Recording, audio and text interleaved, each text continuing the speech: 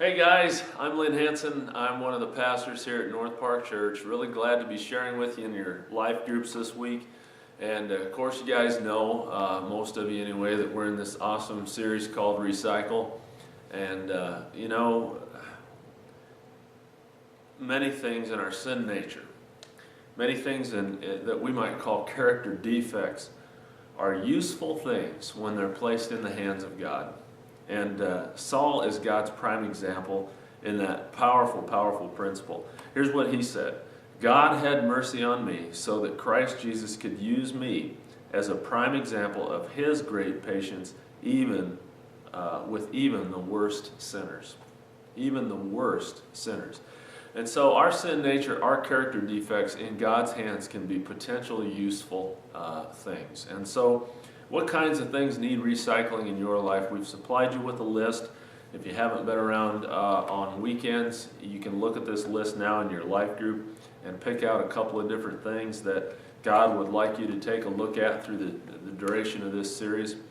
And all of these things are potentially useful things that God will change and really use in your life.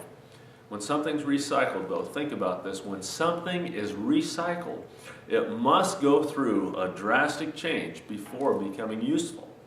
So last weekend we talked especially about how God's mercy positions us for recycling. God's mercy positions us for recycling. His mercy has the capability of making that drastic change in us, of making it possible, because only God can change human nature. Only God can do that. So the story we look at this weekend in our life groups is a great example of God's recycling program with everyday people. Let me first of all tell you this story. Exodus chapter 3 is where this story comes from. And as I tell you the story, listen carefully, because somebody in your group is going to retell the story from memory as best they can. Everybody else add in what it is they missed, and we will learn this story and get it into our hearts and minds as the Word says. So, here's the story. One day, Moses was tending the flock of his father-in-law Jethro, the priest of Midian. He led the flock far into the wilderness and came to Sinai, the mountain of God. There, the angel of the Lord appeared to him in blazing fire from the middle of a bush. Moses stared in amazement.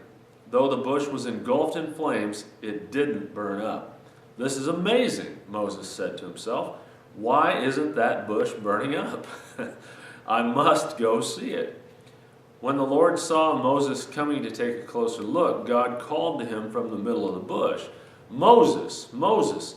"Here I am," Moses replied. "Do not come any closer," the Lord warned. "Take off your sandals, for you are standing on holy ground. I am I am the God of your father, the God of Abraham, the God of Isaac, the God of Jacob." When Moses heard this, he covered his face because he was afraid to look at God. Then the Lord told him, "I have certainly seen the oppression of my people in Egypt. I have heard their cries of distress because of their harsh slave drivers. Yes, I'm aware of their suffering.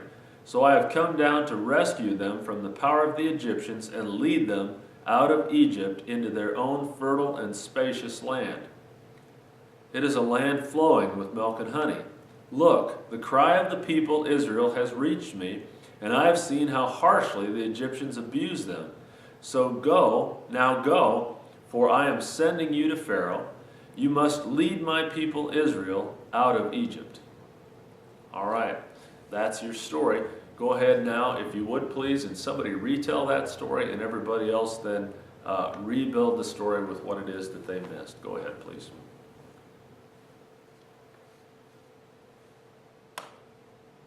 All right, guys, here's some discussion questions. Question number 1, how was God's mercy involved in the way he initially revealed himself to you? So,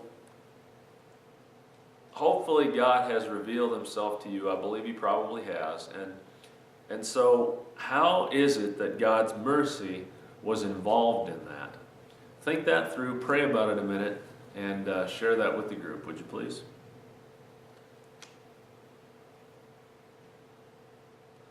All right, question number 2. How did God show his mercy to Moses?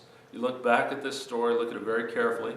How did God show his mercy to Moses? Go ahead and talk about that, please.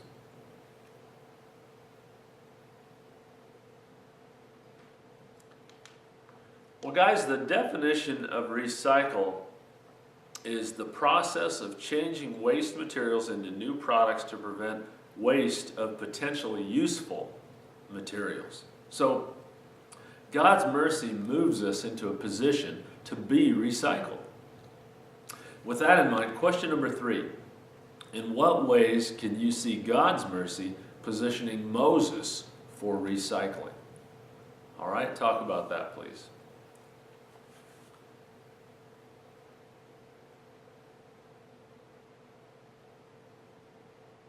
Question 4.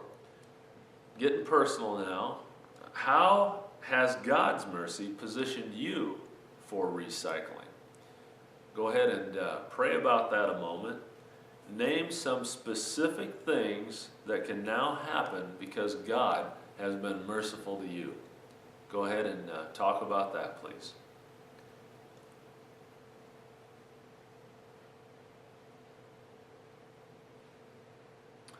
All right, and your last question, this is the takeaway question, the one you want to walk away with, getting this embedded in your heart and mind. Question 5, what does God want you to take away from your life group this week?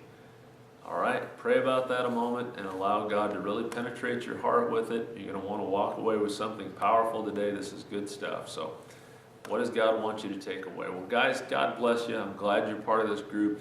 And just really pray for your groups. And guys, I'll see you soon.